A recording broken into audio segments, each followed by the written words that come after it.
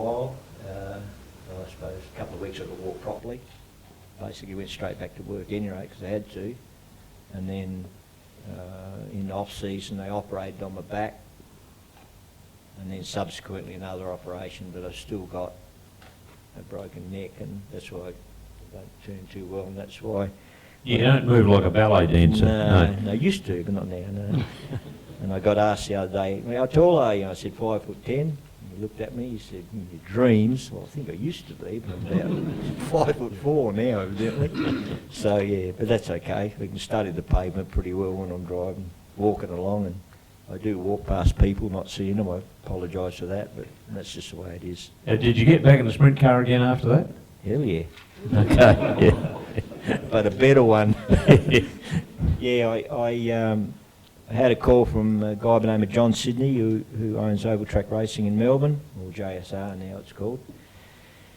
And he said, I think it'd be safer for you in one of my cars. And I said, yeah, it'd be really safer for me, but can't afford one. So he gave me one. And I had to supply a motor, which was no problem because we had it at any rate. And I became his agent here, well, Road and Track did.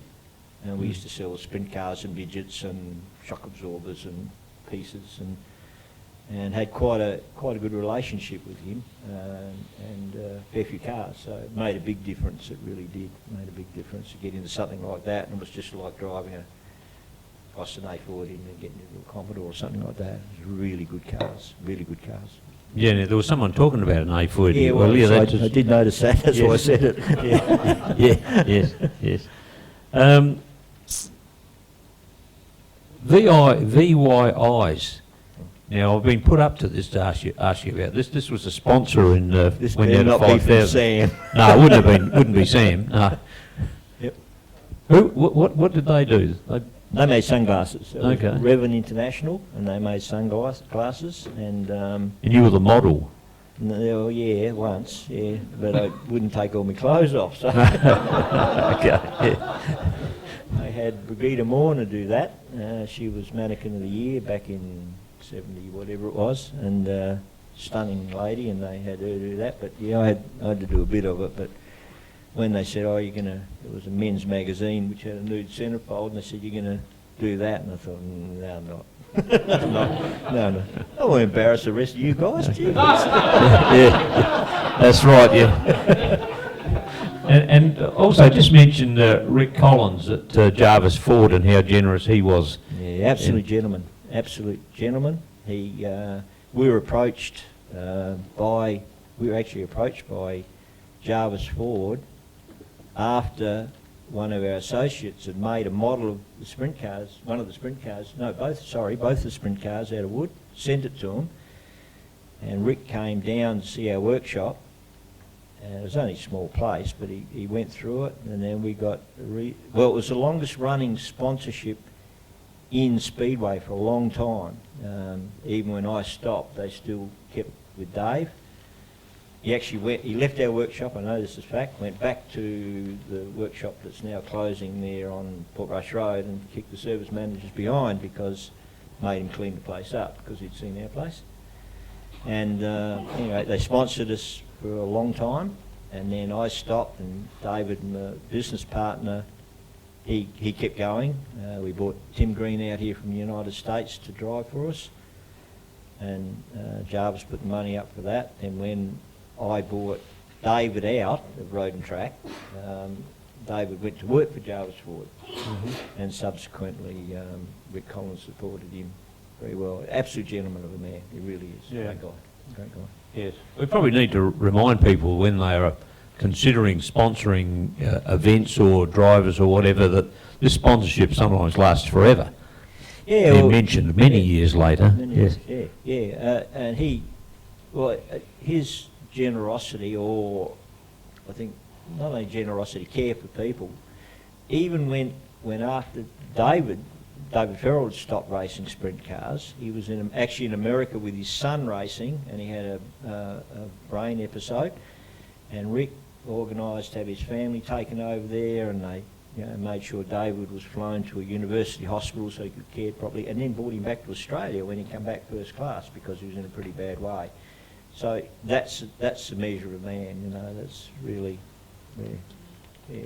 Not just rich people just making lots of money. This guy really cared. It's really good. Yeah. Yeah, okay. And what's the future hold for you in motorsport? You do category scrutineering, or have they kicked you out? Have they? No. He's gone, Tom, has he? Eh? Yeah. Won't turn up. Won't turn up, yeah, won't turn up. There's a thing like called work just lately. It's been actually pretty busy, but I got threatened with just about death unless I got the scrutineer licence by someone in this club. It might be the president. So I did get my licence, and our pick stock only wanted me there so I could tell him what I used to do with some of the cars that I used to race, I think. But time has been a little bit of a problem. Now Steve Monk's basically taken over the business. It probably will get better now, but it's been pretty hectic, and COVID didn't help that, and COVID hasn't helped any of us, I don't think, except the people that make these bloody things. I think it will get better now. It's definitely, I think we've turned the corner of this stuff, and so you might see me a bit more, guys. So. Yeah, now this is something that I usually tack on to an interview as an attempt at humour. I usually bring up HQ Holdens. Yep. But in fact, you were involved in the early days of building, I don't know if you raced one, but you built cars for people. Yeah, I built a They car. were all cheaters, I believe, but yep. I'm not going to tell you, Graham. You wouldn't believe it at any rate. When it first was announced, I decided I went and bought one. I was going to race it myself. I went to a meeting at the Austin 7 Club with Ziggy, I think, chaired it, Yep. I think. And I sat there and I thought, see, I'm trying not to swear now. This is good for me. And I thought, what's all this stuff? This is all too hard. All these rules and regulations. I can take my sprint car anywhere, get in it, pull the belts on and go and race it. This is all too hard. I built the car, any rate, but I decided I wasn't going to race it, and I went and saw John Beasley and knocked on his door, said, you want to drive a racing car? And I didn't even get the car out, and all I got was heavy air. So he drove it for me, and it was very successful, very successful. Yes, yes. And that's all I'm going to tell you. Eligibility was questionable in the early days, yes, yes. And you'd be naive to think that some enhancements aren't continued to Of course. the modern day by some inventive people. But there are some scrutineers that know where to look, actually, so, Yes, yes. Well, that's why I approached you to be the eligibility officer for a while, but No, your conscience wouldn't allow you to do that. Rightio. And your son, Jimmy Trash, he's a muso, disc jockey, filmmaker. Filmmaker, yep. He was involved, he's does all those things. He lives in Berlin.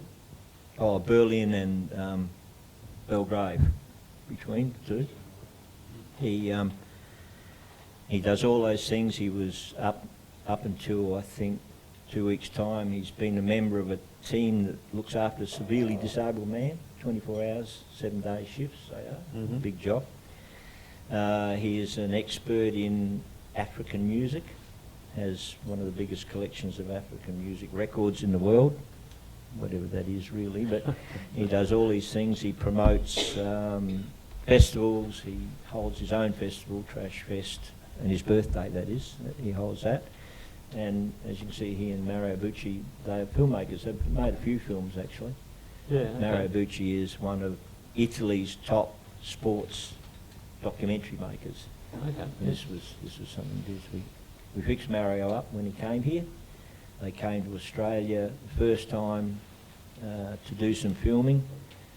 The plane was late getting here. We were supposed to be at Mount Gambier, picked them up, drove to Mount Gambier at the speed limit, though. And it was rained out. So we were waiting there, and they said, we're going to come out and track. So I took Mario up on the mound, and they've got some hot laps in. I said to Mario, you've got to get the right camera angle, you get right down the corner, right by the fence. He did. Got filled in, yeah. Had to buy him a new camera lens, but Yes. that's okay. Yeah. So sometime in the not too distant future, we will have a sprint car on the stage Yes, sorry and about that. play the film in its entirety with all of the interviews and so forth. Yeah. And I reckon probably at $20 a head, it's good value. Easy, huh? Yes, we need to negotiate Yeah. how that share goes. That share. Okay, thank you, Gil. Now, it's just winding up. Is there any questions? How do you get into sprint car racing, or would you be any good in a 5,000 or something like that? This fella's going to take your microphone off you, Graham. It's the only way I can shut you up. Yep. Okay. Who's got the question? A question. Put your hand up and our new member will engage you. Come on, you want this bloke to feel welcome. Not all at once. Peter Green. How many years did you race Speedway?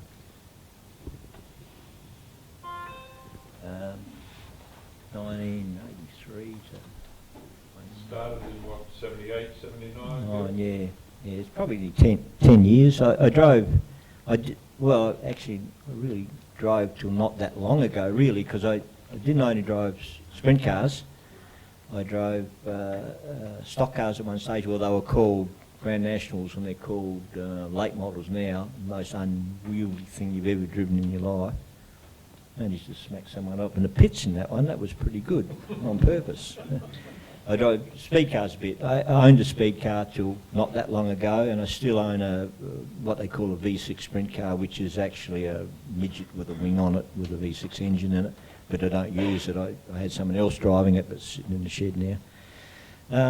So probably 10 years, I suppose. Yeah, it was actually a good part of my life, despite the injury, broken feet and stuff like that. They are dangerous cars, there's no doubt about that. But they, as I explained about the 5,000, there is a feeling there that you don't get from anything else. I think there's probably only one person in here that knows about 5,000, be you, wouldn't it, I think? Dean, I think you drove 5,000, didn't you? I The only think. one I ever driven was the Cicada that Don Fraser. Fraser, yeah. It had so much wing on the back and Yeah. on the front that it went like a boat. Oh, yeah.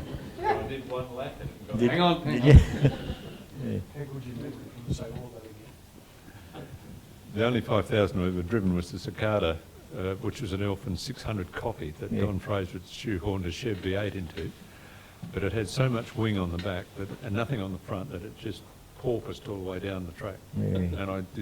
And you couldn't get in or out of it very easily either. Yeah. So I did one lap and stopped. No, it's a pity. That was yeah.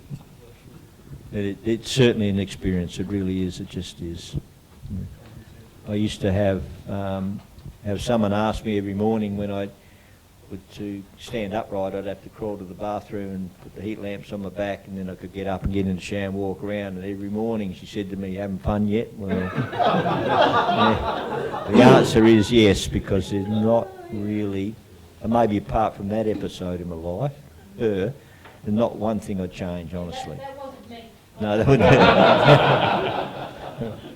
Oh, hang on, the memo hasn't got you yet. Yeah. No, not one thing I'd change. And I think if everybody was honest, everybody was honest, no one would change it, because what we collectively all do, it doesn't matter whether it's a 5,000 or a Austin 7 or whatever, HQ, FJ, it's all racing, and it's camaraderie, good fun, and just this really special feeling. It really is. It's just great. There's nothing better, I don't think. Yeah, so. So there's only a handful of serious races. Yeah, here. exactly. Even us. Oh, and we got Frosty. Yeah, Gil, what was your best results, like in Speedway for the year? Where did you... I was Rookie of the Year in whenever my first year was, can't remember. I don't know, can't remember, doesn't matter. Yes, it's it. I was a Rookie of the Year. I've had track records at Speedway Park, Bordertown. I had one for 5 minutes at Warrnambool until the next heat. Mount Gambier. Mildura used to go good there, because Mildura was the same as Speedway Park. Yeah, so it's an interesting thing, because we never just raced here. We built a big transporter and everything like that, and we raced everywhere basically. I never ever worried about points races or anything like that. We just went to where we reckoned the best race would be, and that's what we did. So, and that's why a lot of people don't know, I suppose, what we did, because we raced a lot interstate. But yeah, but I never won any state championships or anything like that. I think highly overrated. they are. They are. I hate sashes. I hate sashes. But I don't think. I think I might have qualified an Australian title once. That's a really hard deal. And never for a classic. Never. That classic, the way, that's a race at Warrnambool, biggest race of the year. Yeah. And the biggest money, the biggest race, the biggest, well, they get over 100 cars there now to get into a 20-car feature. Pretty cutthroat deal.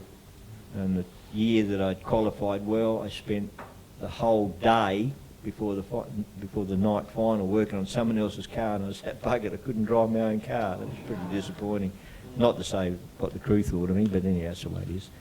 It never bothered me. I didn't, you know, like when I said never bothered me, it always bothered me if I didn't win, and especially bothered me if I got beaten on the last lap, which happened a few times. That bothered me. But at the end of the day,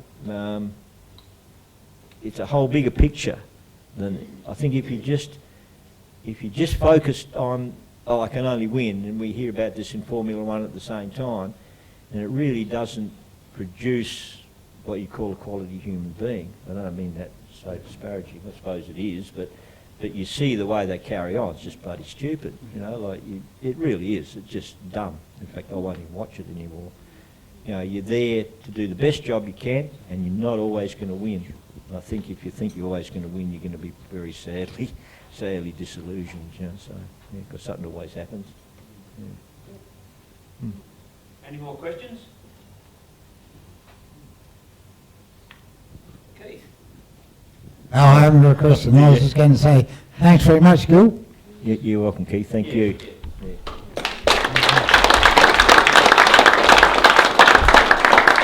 And I trust you accept this with our compliments. Thank you very much indeed. Thanks.